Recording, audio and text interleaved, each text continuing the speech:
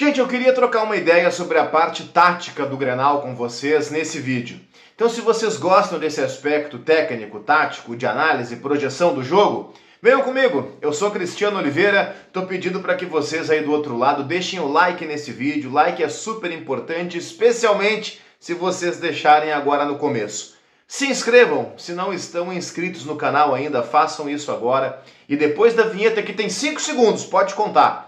Vamos trocar uma ideia sobre a parte tática do Grenal de amanhã.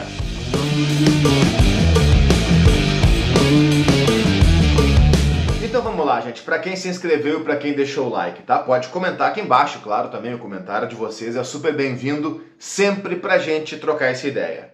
O Renato tem aquelas dúvidas que a gente está debatendo ao longo da semana, tá? Mike ou Fábio, isso por si só representa uma mudança não de esquema, mas de característica. O mesmo com o Soteldo e Aravena, o mesmo no meio-campo ali com Dodi ou PP. O que isso representa, não em relação ao Grêmio, porque a característica dos caras todo mundo conhece, mas especialmente como isso pode casar com o modelo de jogo do Inter. Tem uma coisa que assim, me preocupa, eu não vou dizer que é um fato, porque é subjetivo, é de opinião, mas me preocupa pro Grenal. Parece que assim, de caso pensado, parece que os pontos positivos do Inter, eles casam especificamente com os negativos do Grêmio. Exemplo, tá? Nós temos uma dificuldade muito grande com o nosso lateral direito, João Pedro, em termos de marcação. Quem cai por ali é o Wesley, que é um jogador de extrema velocidade e drible. Pelo outro lado, nós não teremos o Reinaldo, e o Reinaldo, mesmo que não seja lá um grande marcador, é o titular da função. O Mike joga menos que o Reinaldo, e o Fábio representa uma outra característica. Eu quero começar a análise pelos dois lados do campo, tá? Para pegar o João Pedro, que é um cara que tem deficiência de marcação, o Edenilson vai ter que voltar bastante para ajudar, para dar um suporte para o João Pedro.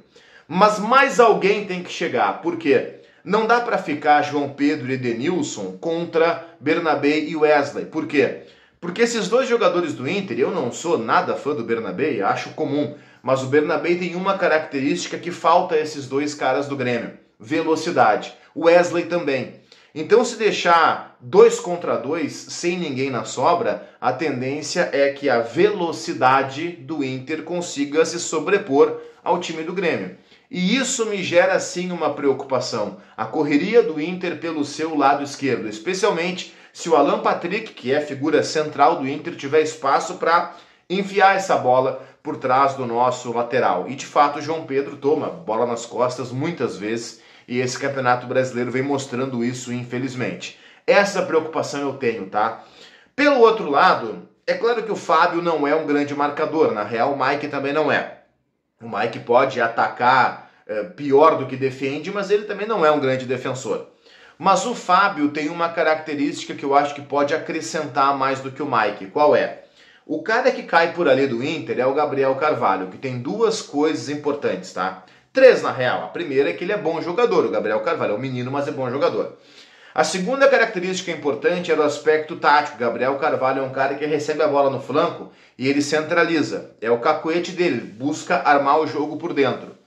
O Fábio, por ser destro, por ter um movimento corporal natural de um destro jogando na esquerda, ele pode ter uma facilidade maior de fechar esse espaço no pé preferencial dele, que é o direito, na comparação com o Mike.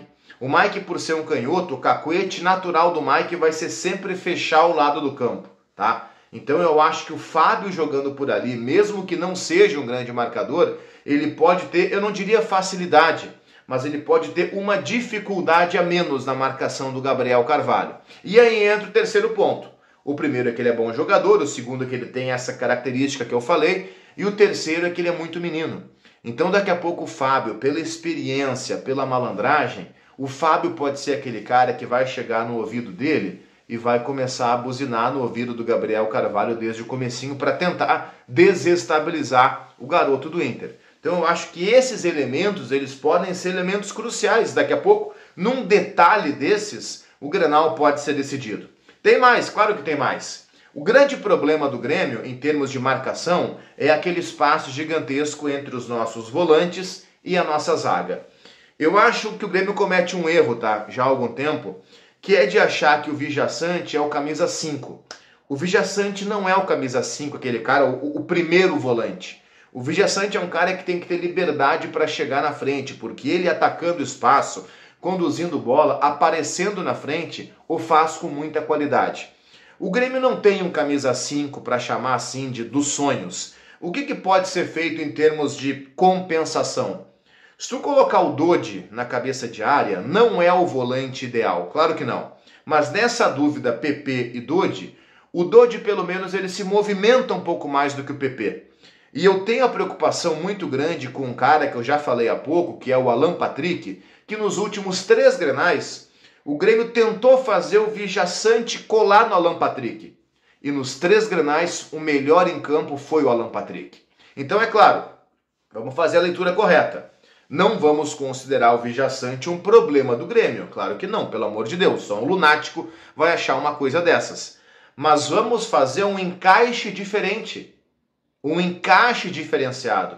Daqui a pouco deixa o Dodi, sacrifica o Dodi a grosso modo, como ele foi sacrificado, entre aspas, no Grenal do Gauchão, marcando o Wanderson, e marcou bem, naquele momento o Wanderson vivia a boa fase, sacrifica o Dodi nesse Grenal, vigiando o Alan Patrick, e deixa o Vijaçante ter liberdade para escapar. E aí o Vijaçante pode bater de frente com o Bruno Henrique, por exemplo, que é o segundo volante do Inter, que deve jogar, e aí eu aposto todas as minhas fichas no Vijaçante, sinceramente. Ou até o Vijaçante, caso o Bruno Henrique fique um pouco mais preso, para fazer aquela cobertura na direita que eu mencionei, para não deixar João Pedro e Edenilson contra o Bernabé e o Wesley. O Vijaçante pode ser o terceiro homem a ajudar aquele setor, porque Gemerson e Kahneman estarão na área. Outra coisa é o Kahneman, né? Ele não pode sair fazendo perseguição longa até o meio-campo, como várias vezes ele faz. Nós não temos estrutura de time para compensar o Kahneman fora do lugar. Ficaria o Gemerson sozinho,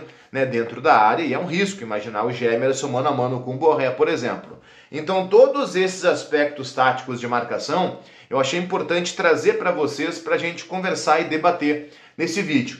Claro que tem o outro lado, né? Os pontos para o Grêmio explorar. Já falei aqui algumas vezes, tem vídeo aqui no canal, se vocês procurarem nos relacionados aqui sobre isso. Eu acho que usar as arrancadas do Bright White em cima do Rohel é uma alternativa assim que deve ser a ficha 1 para o Grêmio nesse Grenal. Entender o Cristaldo como um segundo atacante muitas vezes, o cara que vai encostar para combinar uma jogada com o Bright White ou até para aproveitar um espaço vazio deixado pelo Bright White é algo também interessante. Usar as costas do Bernabé, claro, ter uma preocupação quando o Inter ataca pela esquerda, ok? Mas quando o Grêmio tiver a bola, também explorar o setor do Bernabé, que é terrível na marcação. Então todos esses aspectos eu acho que são fundamentais na parte tática do Grenal. E tem uma outra coisa para fechar, mas não menos importante, que diz respeito muito sobre qual vai ser a postura do Grêmio, tá? Que é a saída de bola do Inter. Eu não imagino o Grêmio agredindo, o Grêmio lá em cima pressionando. Eu imagino o Grêmio marcando do meio para trás, ou até da intermediária para trás, como aconteceu algumas vezes nas últimas rodadas aí contra Botafogo, Atlético Mineiro, especialmente. Mas tem um cara que não pode sair com bola dominada, tá? Esse cara é o Fernando. Porque se o Fernando fizer a bola chegar redondinha dele para o Alan Patrick, cara, o Alan Patrick, pela qualidade que ele tem, vai fazer essa bola chegar redonda ou no Gabriel Carvalho, ou no Wesley, ou no Borré, já dentro da área. Então, esse cara não é simplesmente vigiar o Alan Patrick, é também fazer com que a bola não chegue ao Alan Patrick. Obrigar o Alan Patrick a ir lá para a defesa buscar jogo. Lá na defesa, pode deixar o Alan Patrick, porque lá ele não é perigoso. Ele é perigoso na intermediária, pifando os caras ou até abrindo para finalizar. Então, essas questões táticas eu queria compartilhar com vocês e pedir também, claro, né? Ninguém é dono da verdade, a opinião de vocês na caixa de comentários aqui embaixo. Comentem esse vídeo, deixem o like. Se vocês chegaram até aqui, mais de 9 minutos de vídeo, eu imagino que vocês estejam gostando, curtindo ou pelo menos concordando parcialmente. Deixem o like, porque o like é super importante. E não se esqueçam também da inscrição, né? Venham junto com a gente, se inscrevam no canal, pra gente, quem sabe, tentar chegar aí a 50 mil inscritos. Talvez ainda esse ano. Vamos tentar, né? Eu conto com a inscrição de vocês. Valeu!